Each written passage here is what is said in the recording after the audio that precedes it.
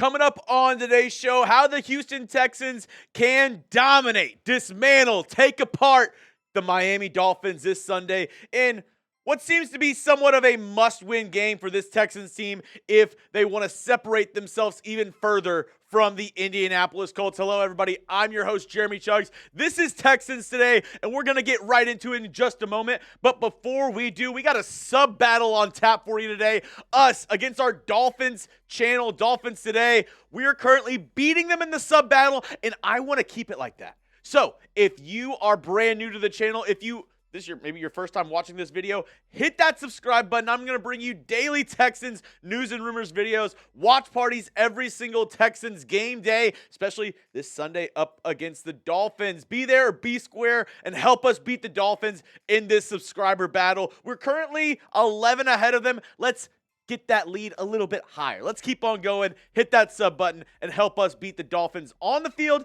and off the field. First up, let's discuss some news before we get into Texans-Dolphins, because as I was leaving work yesterday, a couple noteworthy things happened. First off, let's talk about Steven Nelson, the former Texans cornerback. I believe at some point last year, he was a captain for this team. Pretty good season for the Texans, 63 tackles, 4 interceptions, 12 pass breakups. Has not played a single down this season, but has signed with the Kansas City Chiefs. Going to start off on their practice squad, and according to Aaron Wilson, could play for that Chiefs-Texans game in a couple of weeks.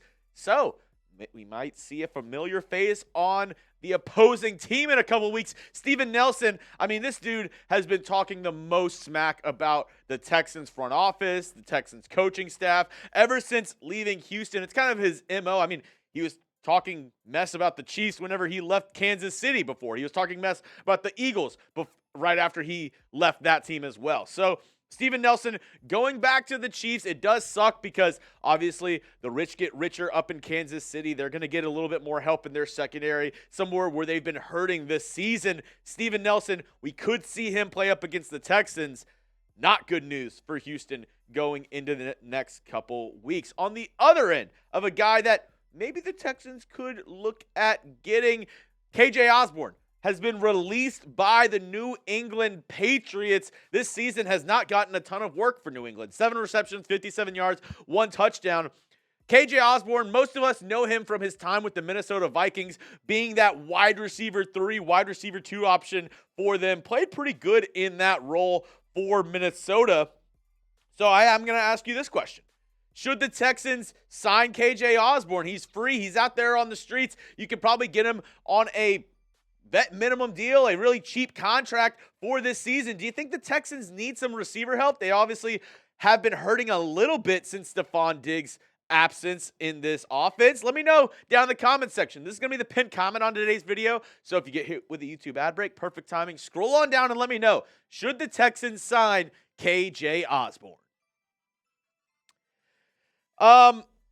I'm kind of indifferent. I don't see the downside of necessarily bringing him in or signing him to a vet min contract. Your receiver room has been somewhat lackluster. You have young guys who have slowly started to step up. I love what I've been seeing out of John Mechie. He's been looking better and better. Xavier Hutchinson has flashed here and there for this Texans team. And then you have all reliable in Robert Woods behind Tank Dell and Nico Collins, obviously. But I really don't see the downside if you feel like you may need a little bit more help in the wide receiver room, a little bit more, firepower for CJ Stroud. I wouldn't mind taking a look at KJ Osborn. Now, let's get into why you came onto today's show. Texans versus Dolphins. And the key to a Texans victory this week is that Texans pass rush. I think it can really make or break this game for DeMeco Ryans and this Texans team in a pivotal Week 15 matchup. Miami could be without both of their starting tackles. Their right tackle was placed on IR, and then Terron Armstead for the left tackle position, he's dealing with an injury as well. So possibly the Texans could exploit this. They could take advantage of the Dolphins' offensive line being very weak going into this weekend's matchup. This coming in from David Furones from who covers the Miami Dolphins. The knee injury for Terron Armstead more so needs rest than surgery, Mike McDaniel said. And maybe he rests it this week instead of playing against the Texans to kind of make sure he's good to go for the next couple of weeks. And here is the Dolphins offensive line currently. Austin Jackson, as I said, placed on IR. So now it is Kendall Lamb at the right tackle spot. Terron Armstead, if he's not good to go this Sunday, well, then they're going to turn over to, funny enough, from the University of Houston, Patrick Paul at left tackle. And up against the Jets, he was very eh. An overall PFF grade of 52.3, pass block of 63.2, run block of 48.5, 2 pressures, 1 penalty. Not the worst I've ever seen, but really not very good either for Patrick Paul, and especially when you're considering who he'll be coming in for. Terron Armstead, currently the second highest rated offensive tackle according to PFF at 91.2, a pass blocking grade of 87.5, run blocking grade of 86.7, 1 sack, 1 penalty. That's on the whole season. The stats I showed you before for Patrick Paul, that's in 1 game. This is for Terron Armstead in an entire season. So obviously, he is the best offensive lineman that the Dolphins have. And if he's not able to go, the Texans, they got to make Mike McDonald, they got to make this Dolphins offense pay for having a subpar offensive line. The Texans D-line, they can, like I said, really impact this game more than any other position group on the field. They can really make a major factor this Sunday up against the Dolphins, up against Tua Tagovailoa, who has taken some hits this season. Texans defensive line can be a major factor. We'll get into more around this matchup, but first, got to show some love to today's sponsor, PrizePicks, America's #1 daily fantasy sports app out there. And ho, ho, ho, Merry Picksmas. Make your holiday bigger and better with PrizePicks, the best place to get real money action while watching your favorite sports. You can now win up to 200 times your money on PrizePicks. Download the app today and use code CLNS to get $50 instantly when you play your first $5 lineup. Like I said, sign up today. Use that code CLNS. Get $50 instantly when you play $5. You don't even need to win to receive the $50 bonus. It is guaranteed. And if you're wondering, well, Jeremy, what kind of lineup are you running with this weekend? I'm glad you asked, because this is what I cooked up before the show. Joe Mixon, give me the more on 84.5 rush yards. Nico Collins, I'll go more on the receiving yards for him. Devon Achane, 35.5 receiving yards. He gets the ball a lot out of the backfield, so I'm going to go with the more on that. But Tua passing yards overall, give me the less. I think this Texans D-line, this Texans team can really get after him and make it hard on Tua. You can use my picks or go against him. Just do it over on PrizePicks. And join now, because the holiday season, PrizePicks is giving away 2 free picks in December, and they're giving away $30+ million in rewards during Picksmas. We wish you a Merry Picksmas. We wish you a Merry Picksmas over on the PrizePicks app. So like I said, download the app today. Use code CLNS and get $50 instantly after you play your first $5 lineup. Get started today with PrizePicks. Run your game.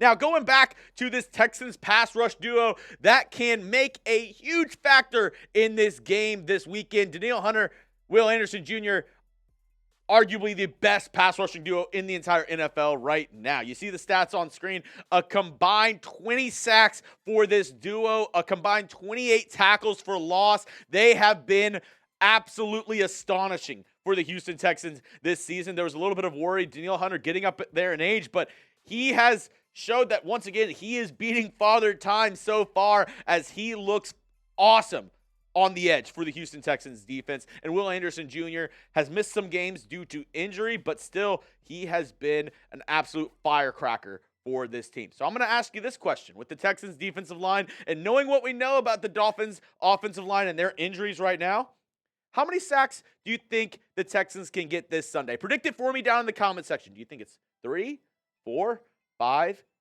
1,000?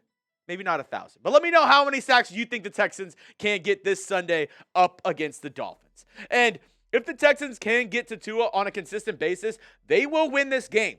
They will beat the Dolphins if they can get Tua on the ground. Now, there are a couple wrinkles in this and a couple problems for the Texans when it comes to the Texans pass rush and getting after Tua Tagovailoa. Number one, the average time to throw for NFL quarterbacks across the board this season, Tua ranks 4th in the NFL in how fast he gets the ball out, only behind Kirk Cousins, Matthew Stafford, and Derek Carr, who that can argue maybe these first 3 guys, it has to do with their offensive line not playing well and them just having to get the ball out because they're getting so much pressure in their face. But Tua, Jared, Goff, those 2 guys, this is a scheme thing. In the Dolphins offense, in the Lions offense, they like to get the ball out of the quarterback's hand. So maybe it can be a little difficult to get those sacks, get Tua on the ground if he's getting the ball off in 3.18 seconds. The second thing is, they will rely heavily on screens this Sunday. I already told you with my PrizePicks lineup that I'm looking at Devon Achane and saying, hey, I think I'm going to go with the more on the receiving yards for him. And the reason for that is Tua has been somewhat of a screen merchant this year. Total dropbacks, 65. That's 5th in the NFL. And dropback percentage where he throws a screen pass, that's 1st in the NFL at 18.3%. And they are not slowing down at all. Miami called 10 screens on Sunday up against the Jets, which was 20.8 dropback percentage where they threw screens. And you saw they were already 1st in the NFL in dropback percentage when throwing a screen pass at 18.3%. Now, this past week, they were at 20.8%. So throwing even more screens than they have in the past. All this leads up to the Texans D-line needs to be ready, but also the rest of the Texans need to know what the deal is. If Tua's going to get the ball out, if they're going to rely on screen passes, it's going to mean the linebackers and the corners need to be ready to pounce, need to be ready to absolutely fire off like a cannon, because these short intermediate routes for the Dolphins where they get the ball out quick, you need to take advantage of those and make sure you don't let Tua get those balls out. And with the screen games, the defensive linemen, the linebackers, they need to recognize those. They need to be able to read those and make sure you get Achane on the ground because he is a speedster. The Dolphins have a ton of speed along their offense, and if they have a little bit of open space, if they just have a tiny bit of room, they can take it the distance. We've seen it time and time again with this Dolphins offense. So the Texans need to be ready. They need to get their pass rush ready and also be ready for those screen passes, for those short intermediate routes that the Dolphins love to run. Once again, this Week 15 matchup, I will be going live on our Texans channel. 8-5 versus 6-7. This is a huge game for the Texans because they realistically need to win 2 out of their next 4 games to clinch the division. They play the Dolphins this week. After that, you play the Chiefs, the Ravens, and then you play the Titans. But if you can get a win up against the Dolphins, that'll kind of ease the pressure a little bit. That might, keep you a little bit more at ease as you go into 2 of your toughest games of the year up against the Chiefs and up against the Ravens. So, as I said, make sure to hit that subscribe button. Help us in our sub battle and be there this Sunday as we root on the Houston Texans going up against the Miami Dolphins.